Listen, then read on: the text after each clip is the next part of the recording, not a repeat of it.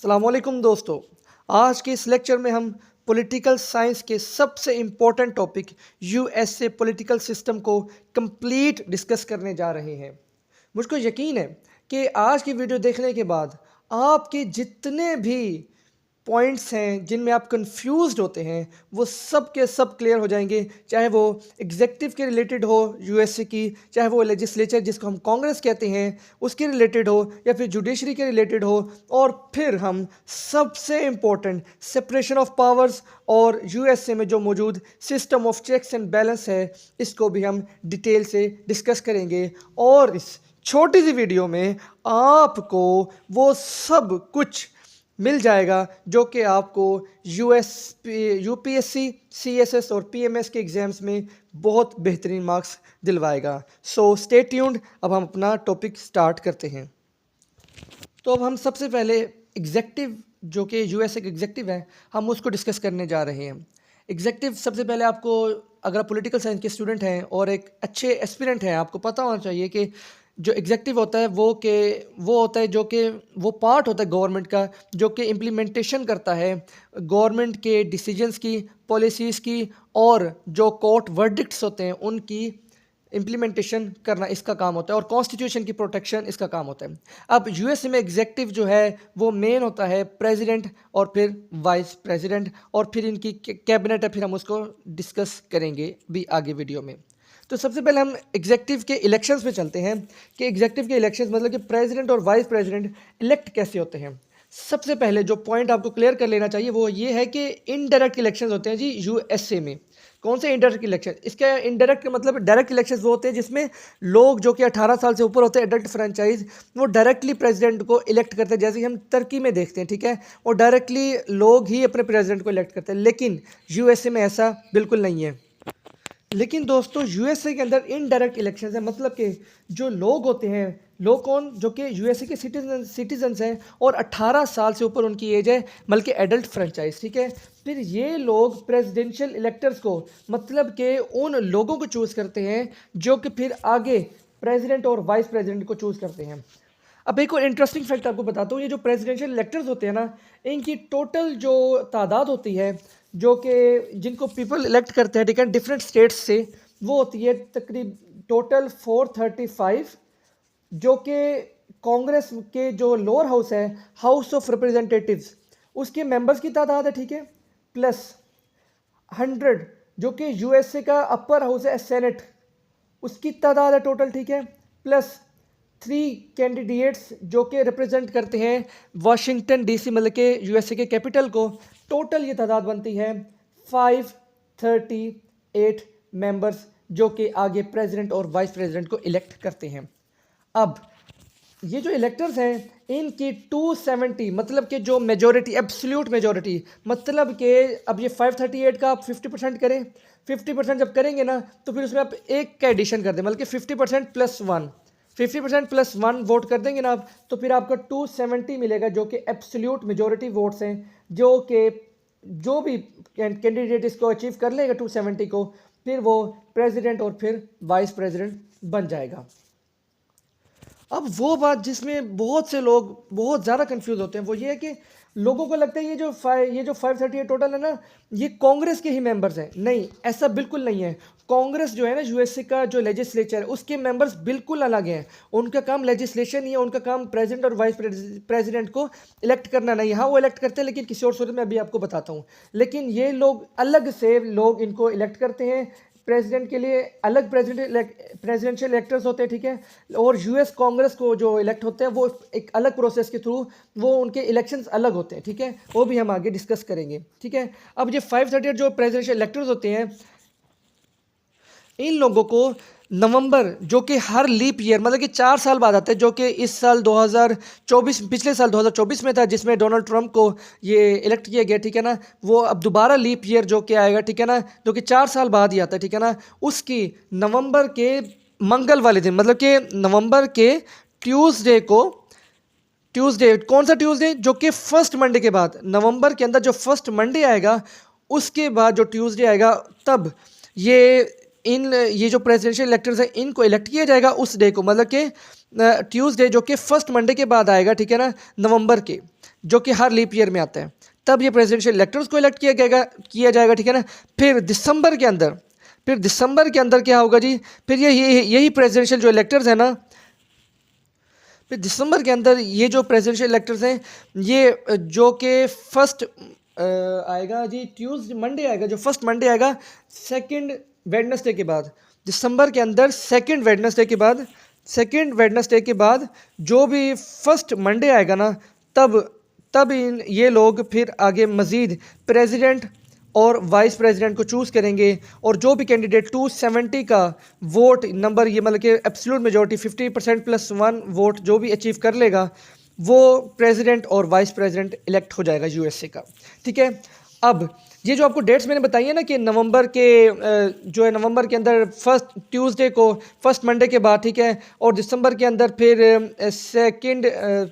Second Wednesday के बाद first Monday को जो इलेक्शंस होंगे, ठीक है ना, ये सब यूएसए के कैलेंडर, एक उसकी कॉन्स्टिट्यूशन में कैलेंडर है, ठीक है, उसमें ये सब कुछ मेंशन्ड है, और इस कैलेंडर में 22nd अमेंडमेंट, बल्कि 22वीं अमेंडमेंट के बाद ये कैलेंडर को दोबारा तरमीम किया गया था, अमेंड किया गया था, जिसके बाद, ठीक है, अब ये डेट्स हैं, ठीक है। फिर इसके बाद ये जो अब इलेक्ट होंगे, ठीक है ना, अब ये दिसंबर के अंदर ये जो प्रेसिडेंशियल इलेक्टर्स ये अब इलेक्ट करेंगे प्रेसिडेंट और वाइस प्रेसिडेंट को। फिर आगे ये जो रिपोर्ट्स हैं, अब हर स्टेट के अंदर अपने अपने इलेक्शंस होंगे, ठीक है ना, अब हर स्टेट के अंदर उतने ही प्रेसिडेंशियल इलेक्टर्स होंगे जितने कि उस स्टेट के रिप्रेजेंटेटिव्स हैं कांग्रेस के अंदर, ठीक है। कांग्रेस में जितने उनके रिप्रेजेंटेटिव है ना, मतलब कि हाउस ऑफ रिप्रेजेंटेटिव में प्रोपोर्शनल होती है ना, प्रोपोर्शनल रिप्रेजेंटेशन होती है, तो उसमें जितने भी रिप्रेजेंटेटिव, उतने ही नंबर के रिप्रेजेंटेटिव हर स्टेट की होंगे, जो कि इस प्रेसिडेंशियल इलेक्टर्स के तौर पे, ठीक है। अब ये जो रिजल्ट्स होंगे ना, अब हर स्टेट के कैपिटल में अलग अलग मतलब कि इलेक्शंस होंगे दिसंबर के, जी मतलब कि ना फर्स्ट मंडे को, जो कि सेकंड वेडनेसडे के बाद आएगा। अब हर स्टेट में अपने अपने इलेक्शन, हर स्टेट के कैपिटल में, जहाँ पे उस स्टेट के प्रेसिडेंशियल इलेक्टर्स मिलेंगे, ठीक है, कैपिटल के अंदर, फिर वो इलेक्ट करेंगे प्रेसिडेंट और वाइस प्रेसिडेंट को। फिर ये रिजल्ट से फिर चेयरमैन ऑफ सेनेट, मतलब कि ना प्रेसिडेंट ऑफ सेनेट को ना ये भेज दिया जाता है, प्रेसिडेंट ऑफ सेनेट को ये सारा रिजल्ट भेज दिया जाता है, ठीक है ना। ये तमाम रिजल्ट उसको सबमिट कर दिया जाता है सेनेट के प्रेसिडेंट को, जो अपर हाउस है कांग्रेस के अंदर, उसके प्रेसिडेंट को ये सारे रिजल्ट भेज दिए जाते हैं। फिर 6 जनवरी को फिर ये तमाम जो जितने भी वोट्स हैं ना, फिर ये कांग्रेस की जॉइंट सेटिंग बैठी जाती है, मतलब कि ना दोनों हाउस, अपर और लोअर हाउस दोनों, मतलब के अपनी सिटिंग के अंदर इसकी काउंटिंग करते हैं, ठीक है ना। फिर ये 6 जनवरी को ये ऐलान करते हैं, फिर जो ऑफिशियल जो होता है ना ऐलान, वो मतलब कि ना प्रेसिडेंट और कौन होगा, वाइस प्रेसिडेंट कौन होगा, फिर ये मतलब कि ना कांग्रेस की जॉइंट सिटिंग के बाद वोट को ये जो गिना जाता है, ये जो वोट्स होते हैं जो दिसंबर में होते हैं, प्रेसिडेंशियल इलेक्टर्स जो वोट डालते हैं, फिर इनको काउंट करने के बाद फिर ये मतलब कि गिना जाता है, और ये फिर बताते हैं कि कौन प्रेसिडेंट वाइस प्रेसिडेंट। फिर 20 जनवरी को फिर जो भी प्रेसिडेंट होता है और वाइस प्रेसिडेंट होता है, प्रेसिडेंट फिर इसमें अपनी हलफ लेता है, मतलब कि स्वॉर्न इन करता है अपने ऑफिस में, ठीक है, 20 जनवरी, जैसे कि हमने देखा डोनाल्ड ट्रंप ने भी 20 जनवरी को लिया, ये उनके कैलेंडर में फिक्स्ड है 22nd अमेंडमेंट के बाद। अब इसमें भी एक बहुत इंटरेस्टिंग फैक्ट ये है कि मतलब कि ना अगर ये 270 वोट कोई भी अगर कैंडिडेट लेने में नाकाम हो जाता है, ठीक है, तो फिर इस केस में क्या होगा, तो फिर इस केस में ये होगा कि जो कांग्रेस है फिर उसका रोल आएगा। कांग्रेस क्या करेगी, जो पहले तीन जो है ना कैंडिडेट जिन्होंने हाईएस्ट मतलब कि वोट्स अचीव किए, ठीक है ना, उन तीनों कैंडिडेट्स में से उनके इलेक्शन होगा कांग्रेस के अंदर, ठीक है ना। ये जॉइंट सिटिंग होगी, दोनों सेनेट और ये जो हाउस ऑफ रिप्रेजेंटेटिव्स के मेंबर्स होंगे, ठीक है, बैठे, वो फिर एक जो एक कैंडिडेट होगा ना, जो भी इसमें मेजोरिटी वोट्स ले जाएगा, ठीक है, फिर उसको वो इलेक्ट कर देंगे और फिर वो प्रेसिडेंट बन जाएगा, ठीक है। लेकिन अगर इस केस में भी कोई भी मेजोरिटी वोट्स नहीं ले पाता, तो फिर उस केस में ये होगा कि 4 मार्च, ठीक है ना, 4 मार्च को जो भी होगा, मतलब कि ये 20 जनवरी, मतलब कि जैसे 2025 है मिसाल को, डोनाल्ड ट्रंप नहीं आता और ये कांग्रेस भी नाकाम हो जाती प्रेसिडेंट को इलेक्ट करने में, तो फिर क्या होता, 4 मार्च के बाद, इस 2025 के अंदर 4 मार्च के बाद क्या होता, ये जो कैमिला हैरिस थी, जो कि वाइस प्रेसिडेंट थी, जो कि लास्ट टाइम वाइस प्रेसिडेंट होती है, वही फिर प्रेसिडेंट बन जाता है अपने आप ही, ठीक है, ऑटोमेटिकली। ये एक सिस्टम है यूएसए के अंदर। अब हमने तकरीबन इलेक्शंस का प्रोसीजर बिल्कुल डिटेल में अच्छे तरीके से हमने कर लिया है। तो अब हम देखेंगे क्वालिफ़िकेशन क्या होगी यूएसए के प्रेसिडेंट होने के लिए। वो सबसे पहले क्वालिफ़िकेशन में सबसे पहला जो नंबर पे आता है कि जो भी प्रेसिडेंट के लिए कैंडिडेट खड़ा हो रहा है, ठीक है ना, उसके लिए सबसे पहले से ये है कि वो बोर्न सिटीज़न हो, मतलब कि नेचुरल बोर्न, मतलब कि वो यूएसए के अंदर ही पैदा हुआ हो और वो फिर सिटीज़न हो, ठीक है ना। बोर्न होना उतर नेचुरली बोर्न यूएसए में हो, और फिर उसकी पहली जो है, ठीक है। और सेकंड कंडीशन ये है कि 35 ईयर्स ऑफ एज के ज़्यादा ही हो, 35 ईयर्स से कम ना हो उसकी एज, ठीक है। और थर्ड वाली ये है कि वो यूएसए के अंदर रह रहा हो, मतलब कि यूएसए के अंदर ही रह रहा हो 14 सालों से, बल्कि 14 ईयर्स से वो यूएसए के अंदर रह रहा हो। और 14 ईयर्स से ज़्यादा हो सकता है, 14 ईयर्स से कम ऐसा ना हो कि मतलब कि वो यूएसए से बाहर रहा हो और फिर अचानक यूएसए में होगा, ऐसा ना हो। लेकिन अब हम पावर्स को डिस्कस करने लगे हैं एग्जेक्टिव की, ठीक है। अब पावर्स के अंदर जो सबसे पहली पावर जो आपको देखी जाएगी वो है कि लेजिस्लेटिव पावर, मतलब कि अब जैसे कि सेपरेशन ऑफ पावर्स के सिस्टम है यूएसए के अंदर, और डायरेक्टली प्रेसिडेंट लेजिस्लेशन नहीं कर सकता, ठीक है ना, लेकिन उसके पास वीटो की पावर है, ठीक है ना। जैसे कि हम पाकिस्तान, इंडिया में भी देखते हैं और यूएसए में भी यही सिस्टम है कि जो भी बिल पास किया जाता है ना, मतलब कि जो कि कांग्रेस के अंदर जो भी बिल पास होगा, मतलब कि एब्सोल्यूट मेजोरिटी के साथ अमेंडमेंट पास होती है, ठीक है। एब्सोल्यूट मेजोरिटी मतलब कि 50% + 1, ठीक है ना, वोट्स के साथ। और अगर सिंपल मेजोरिटी के साथ कोई और बिल, जो दूसरा बिल हो, वो सिंपल मेजोरिटी के साथ पास होता है, ठीक है ना। जो कोई आम बिल जो कि मतलब कि ना कांग्रेस और सेनेट से अलग अलग, ठीक है, पास होगा, तो फिर वो जब पास होने के बाद वो तब तक एक्ट या लॉ नहीं बनेगा जब तक वो प्रेसिडेंट के एसेंट, मतलब कि प्रेसिडेंट के सिग्नेचर्स हासिल ना कर ले, ठीक है। अब प्रेसिडेंट के पास दो पावर्स हैं, ठीक है, रेगुलर वीटो और पॉकेट वीटो। पहला ऑप्शन तो ये कि प्रेसिडेंट को जब कोई भी एक्ट पास करने के बाद भेजा जाए और प्रेसिडेंट को सिग्नेचर कर दे, तो फिर वो एक्ट या लॉ बन जाएगा, ठीक है, वो बिल नहीं रहेगा, और फिर वो अब लॉ या एक्ट बन जाएगा, और फिर वो एक इम्प्लीमेंटेशन करेंगे, फिर वही प्रेसिडेंट साहब एग्जेक्टिव, फिर उसके इम्प्लीमेंटेशन उसके ऊपर लाजिम हो जाएगी, ठीक है। अब अगर प्रेसिडेंट उसको नहीं मानना चाहता, ठीक है ना, उसको पसंद नहीं है वो बिल, ठीक है, तो फिर उसके पास रेगुलर वीटो की पावर है, मतलब कि उसके पास आया बिल, ठीक है, तो फिर वो कहेगा नहीं यार, इसमें ये चीज़ें ना ये ख़राब है, ठीक है ना, उसको ये पसंद नहीं है, ये इसमें ये जी इसमें अमेंडमेंट चाहिए, तो फिर वो क्या करेगा, वो वापसी भिजवा देगा कांग्रेस के अंदर कि मुझे पसंद नहीं है, वो लिख देगा रीजन कि भाई ये रीजन हैं, इनकी वजह से ये अब सही कर लें, ठीक है, फिर मैं इसको एसेंट दे दूंगा, फिर मैं इसको पास कर दूंगा। हाँ, इस केस में अब क्या होगा, रेगुलर वीटो जब उसने कर दी वीटो, ठीक है, अब इस केस में ये हो सकता है कि अब जो कांग्रेस के पास ये पावर है कि जो दोनों हाउस हैं, हर हाउस के अंदर वो बिल को दोबारा पास किया जाए, लेकिन अब क्या 2/3 मेजोरिटी के साथ उस बिल को पास किया जाए, जो कि 2/3 मेजोरिटी का मतलब है कि मतलब कि स्पेशल मेजोरिटी,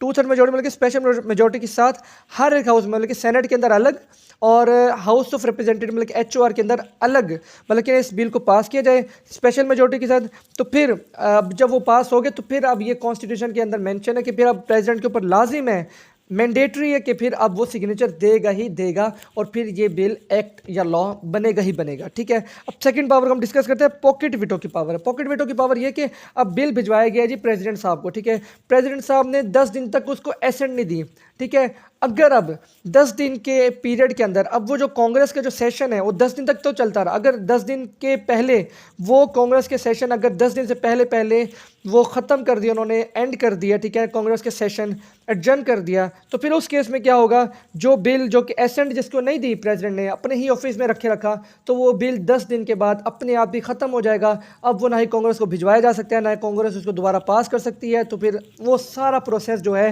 रेगुलर वीटो के अंदर जो दोबारा कर सकते हैं वो कोई प्रोसेस नहीं होगा। अब वो बिल टोटली रिजेक्ट हो जाएगा, ख़त्म हो जाएगा, मतलब कि प्रेसिडेंट अपनी पॉकेट में उस बिल को डाल देगा, अगर मतलब कि 10 दिन के पहले पहले यूएस कांग्रेस अपना सेशन मतलब कि जारी नहीं रखती। हाँ, अगर 10 दिन तक वो प्रेसिडेंट अपने सिग्नेचर भी नहीं करता और यूएस कांग्रेस जो है वो अपने सेशन में भी रहती है, 10 दिन तक सेशन उनका जारी रहता है, 10 दिन के बाद तक, ठीक है ना, तो फिर क्या होगा, वो जो बिल होगा, एक्ट होगा, बगैर किसी एसेंट के प्रेसिडेंट के सिग्नेचर के बाद खुद ब खुद ही एक्ट या लॉ बन जाएगा। अब वो जो हमने पिछली जो के वीटो पावर थी, ये थी एग्जेक्टिव मतलब कि प्रेसिडेंट की लेजिस्लेटिव पावर, ठीक है ना, लेजिस्लेचर के रिलेटेड पावर थी, ठीक है। अब हम जो डिस्कस करने जा रहे हैं वो फॉरेन पॉलिसी के रिलेटेड पावर। अब फॉरेन पॉलिसी क्या होती है, मतलब कि हमने कैसे यूएसए ने बाकी जो देश हैं, जो बाकी ममालिक हैं, उनके साथ कैसे रिलेशंस को आगे लेके चलना है, ठीक है ना, पाकिस्तान के साथ क्या रिलेशंस रखने हैं उन्होंने, पाकिस्तान के सख्त होना है, नरम होना है उनको, पाकिस्तान के साथ डील्स करनी है नहीं करनी है, न्यूक्लियर पावर के साथ क्या करना है, अपने पाकिस्तान के ऊपर रिस्ट्रिक्शंस लगानी नहीं लगानी, पाकिस्तान की कंपनीज़ को बंद करना नहीं करना, या फिर इंडिया के साथ उनके कैसे रिलेशंस रखने हैं, ठीक है, मोदी साहब की एडमिनिस्ट्रेशन के साथ कैसे रिलेशन रखने हैं, जो कुछ भी है, ठीक है ना, जैसे भी एडमिनिस्ट्रेशन है जो भी है उसके साथ कैसे रिलेशन रखने हैं, किसी भी और मुल्क के साथ, यूरोप के साथ कैसे रिलेशन रखने हैं। देखिए हम डोनाल्ड ट्रंप को देख सकते हैं, ठीक है ना। अब ये तमाम फॉरेन पॉलिसी, अब वो तमाम की तमाम फॉरेन पॉलिसी डिज़ाइन करना होता है, वो काम होता है जो होता है जी एग्जीक्यूटिव का, ठीक है, वहाँ की एग्जीक्यूटिव का। कैबिनेट वगैरह हेल्प करती है, कैबिनेट हेल्प करती है, कैबिनेट का अपने अख्तियार नहीं है, ठीक है ना, सब कुछ प्रेसिडेंट के अंडर होता है, ठीक है ना। कैबिनेट हेल्प करती है प्रेसिडेंट की इन चीज़ों को डिस्कस करने में और इनको मतलब कि ड्राफ्ट करने में, ठीक है। अब जो ट्रीटीज़ होती हैं, ठीक है ना, जो दूसरे ममालिक से ट्रीटीज़ होती है, ठीक है ना, अलग अलग ट्रीटीज़, जैसे कि हम देख सकते हैं नेटो भी एक ट्रीटी होती है, मतलब कि ना, जो कि दूसरे अलायंस बनाते हैं दूसरे ममालिक के साथ, ठीक है ना, या फिर कोई और मतलब कि आप ऐसे सेशंस बनाते जो भी जिसमें जी तमाम लोगों का अलायंस दूसरे ममालिक को आप अपने साथ इकट्ठा करें, और ये फिर जो भी हो फ़ॉरेन पॉलिसी का अलिफ से लेके बे तक, या फिर टोटली ए टू जी जो कुछ भी है वो सब कुछ एग्जेक्टिव के हाथ में होता है, ठीक है ना। एग्जेक्टिव फिर ट्रीटीज़ जो भी होती है, सिग्नेचर्स ट्रीटीज़ को मतलब कि उनके साथ निगोशिएशंस कर सकता है, उनको डिज़ाइन कर सकता है, उनको अमेंड कर सकता है, जो पिछले जो एग्जेक्टिव ने जो गलतियाँ की उनको दोबारा सही कर सकता है, रीनिगोशिएट कर सकता है, सब कुछ अख्तियार एग्जेक्टिव के पास होता है, ठीक है। अब ट्रीटीज़ जो है ना, ट्रीटीज़ जो है इसमें अब हम देखेंगे कि जो ट्रीटीज़ हैं, अब ये जो ट्रीटीज़ कोई भी वो सिग्नेचर करेगा दूसरे देश के साथ, दूसरे भी मालिक के साथ, ठीक है ना, तो फिर इन ट्रीटीज़ का कांग्रेस के सेशन के अंदर, कांग्रेस की सेनेट के अंदर, बल्कि कांग्रेस का जो अपर हाउस है ना सेनेट, उससे फिर अप्रूवल लाजमी है इसका, बल्कि ना उसके कांग्रेस के जो अपर हाउस है, फिर सेनेट जो है उसकी फिर ना टू थर्ड मेजोरिटी को इसका अप्रूवल देना लाजमी होता है, फिर ही ये ट्रीटीज़ जाके एक्ट में आएंगी, ठीक है ना, फिर ये इनको इम्प्लीमेंट किया जा सकेगा, फिर ये इन्फोर्स किए जा सकेंगी। हाँ, लेकिन इस तरह भी ये बेबस नहीं है अमेरिका का प्रेसिडेंट, ठीक है ना। अब वो ट्रीटीज़ हो सके सिग्नेचर ना करे ताकि उसको कांग्रेस के झंझट में जाना ही ना पड़े, ठीक है ना। अब ये ट्रीटीज़ सबसे ज़्यादा पावरफुल जो डॉक्यूमेंट ऑफ ट्रीटीज़ होती है, ठीक है ना। अब ये लेकिन उसके अलावा एग्जेक्टिव पावर भी होती है कि वो ऐसे भी अकॉर्ड्स कर सकता है, ठीक है ना, ऐसे ही मुआहदे कर सकता है जो कि मतलब कि ना उसको कांग्रेस की ज़रूरत ना पड़े और वो खुद ही एग्जेक्टिव अपने आप के तौर पे निपटा ले, ठीक है ना। लेकिन वो इतने ज़्यादा पावरफुल नहीं होते, पावरफुल होते हैं, ज़रूर होते हैं, एक लॉ के बराबर होते हैं, लेकिन वो ट्रीटीज़ की जितने पावरफुल नहीं होते। ट्रीटीज़ को जो भी है इनका अप्रूवल सेनेट से, यूएस के सेनेट अपर हाउस से, सेनेट से अप्रूवल 2/3 मेजोरिटी के साथ अप्रूवल होना लाजमी है, कोई भी ट्रीटीज़ हो। अब हम उसके बाद आते हैं नेक्स्ट मिलिट्री पावर्स के ऊपर आते हैं, ठीक है ना। मिलिट्री पावर्स क्या है, इसके बाद यूएस प्रेसिडेंट के बाद ट्रूप्स जो भी हैं, मतलब कि आर्मी को उन्होंने किस देश में भेजना है, क्या करना है क्या नहीं करना, वो सारे इख्तियारात यूएस प्रेसिडेंट के पास होते हैं, ठीक है ना। उसके बाद वार्स को कंडक्ट कैसे करना है, मतलब कि वार्स में क्या क्या न्यूक्लियर वेपन्स को यूज़ करना है नहीं करना, उसमें कौन से हथियारों को यूज़ करना है, फिर उसको किस स्ट्रेटजीज़ के साथ चलना है, सब कुछ ये कंडक्ट करना, ये सारी जिम्मेदारी यूएस प्रेसिडेंट मतलब कि ना जो एग्जेक्टिव होती है, मतलब कि इसकी कैबिनेट वगैरह जो भी है उसकी होती है, ठीक है ना। फिर उसके बाद मिलिट्री अपॉइंटमेंट्स मतलब कि ना जनरल कौन सा आएगा, कौन से ओहदे पर कौन सा बंदा रहेगा, किसको निकालना है किसको रखना है, ठीक है ना। अभी मतलब कि जैसे आप देख सकते हैं कि डोनाल्ड ट्रंप ने मतलब कि ना ऑर्डर पास किया कि मतलब कि ना कोई भी जो भी है मतलब कि ना जो ट्रांसजेंडर्स हैं इनको मिलिट्री से निकाला जाए, जिसकी तादाद तकरीबन ये 9,000 से 13,000 की मतलब कि 9 to 13,000 के दरमियान बनती है, ठीक है ना। तो उनको निकाल दिया जाए, तो ये सारे इख्तियार तो एग्जेक्टिव के पास, ठीक है ना, कि कैसे करना है, ठीक है ना। लेकिन जो है मतलब कि ना जो वॉर है, हाँ, लेकिन मिलिट्री अपॉइंटमेंट आपको एक और स्पेशल बात बता दूं कि मिलिट्री अपॉइंटमेंट्स जब की जाती है ना, ठीक है ना, ये होती है सुपीरियर अपॉइंटमेंट्स। मिलिट्री अपॉइंटमेंट क्या होती है, सुपीरियर। जुडिशियल अपॉइंटमेंट भी सुपीरियर अपॉइंटमेंट्स हैं, दो तरह की अपॉइंटमेंट्स होती हैं, सुपीरियर और इन्फीरियर, ठीक है ना। सुपीरियर जो अपॉइंटमेंट्स है ना मिलिट्री अपॉइंटमेंट्स, फिर इनके लिए कन्फर्मेशन लाजमी होती है यूएस सेनेट के 2/3 मेजोरिटी की कन्फर्मेशन के साथ ही तमाम अपॉइंटमेंट्स की जाती है, वरना ये अपॉइंटमेंट्स नहीं की जा सकती, ठीक है ना।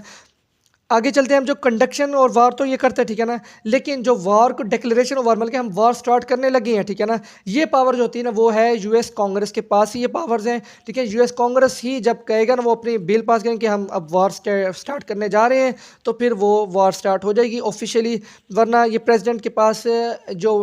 वार स्टार्ट करने की पावर है ये नहीं है। लेकिन हाँ, लेकिन प्रेसिडेंट के पास ये 90 दिन की पावर है, 90 डेज तक ना, मतलब कि प्रेसिडेंट को ये अख्तियार दिए, वो भी यूएस कांग्रेस ने दी है। यूएस कांग्रेस ने अपने ही पावर्स को डेलीगेट किया है प्रेसिडेंट को कि 90 डेज तक आप किसी भी वार को डिक्लेयर मतलब कि ना कर सकते हैं, डिक्लेरेशन ऑफ वार कर सकते हैं, लेकिन 90 डेज के अंदर अंदर आपको हमारे पास आना होगा और उस वार को प्रॉपरली ऑफिशियली डिक्लेरेशन हमसे करवानी होगी।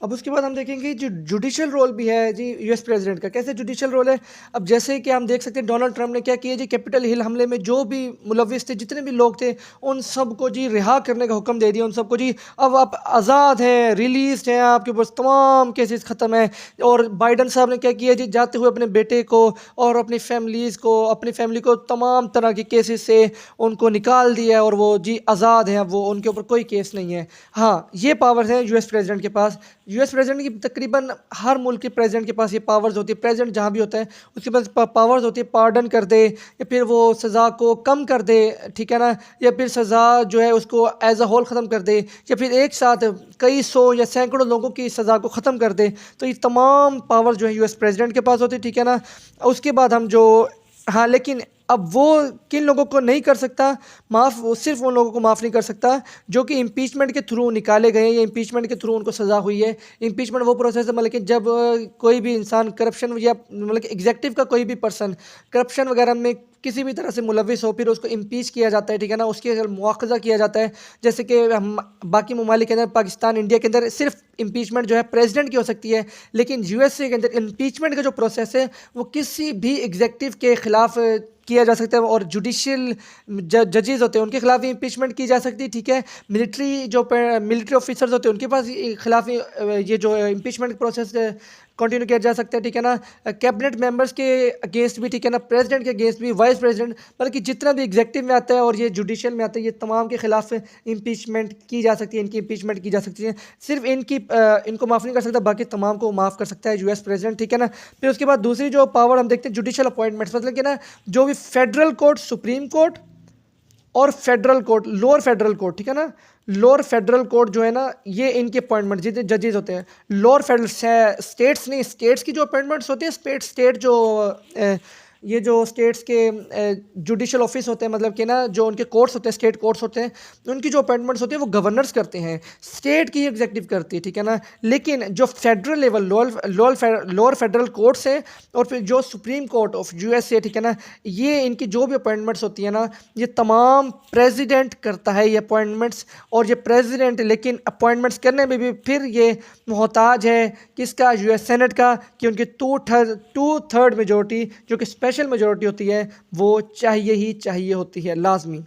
अब एक और पावर है जो कि है स्पेशल सेशंस की, मतलब कि ना अब यूएस कांग्रेस सेशन के अंदर नहीं है, ठीक है ना उनके प्रेसिडेंट ने उनको जो यूएस सेनेट का प्रेसिडेंट है, ये फिर हम देखते हैं एचओआर का प्रेसिडेंट है, वो सेशन ही बुलाता, ठीक है ना। तो फिर उस टाइम पे मतलब कि ना अब कोई इमरजेंसी का टाइम है या कुछ भी ऐसा टाइम है जबकि अब उस यूएस कांग्रेस के सेशन बुलाना लाजमी है, फिर उधर कोई बिल को पास करना जो प्रेसिडेंट के लिए बहुत इंपॉर्टेंट है और मुल्क के लिए बहुत इंपॉर्टेंट है, फाइनेंशियल बिल्स है, कुछ भी ऐसा ही, तो फिर वो क्या कर सकते हैं, यूएस प्रेसिडेंट की पावर है कि वो स्पेशल सेशन को बुला सकते हैं अपने ऑर्डर जारी करके, और तमाम यूएस कांग्रेस को उधर मिलना होगा और उनको सेशन में आना होगा, ठीक है ना। लेकिन ये जो है ना 20th अमेंडमेंट के पहले, ठीक है ना, ये पावर को बहुत ज़्यादा मतलब कि यूज़ किया जाता है यूएस प्रेसिडेंट के ज़रिए, क्योंकि उस टाइम ना मतलब कि ना ये जो सेशन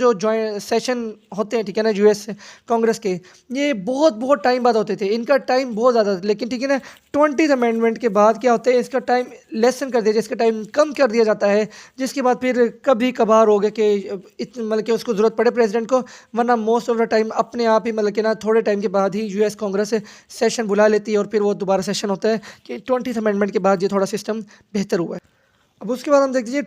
थ्रेट ऑफ वीटो की पावर, लेकिन जो वीटो के डर से अब जो है यूएस सेनेटर्स जो हैं वो उनको पता है अब ये वीटो भी कर सकता है, ठीक है ना, कांग्रेस को पता है प्रेसिडेंट के पास ये पावर्स हैं कि वो वीटो भी कर सकता है किसी भी बिल को।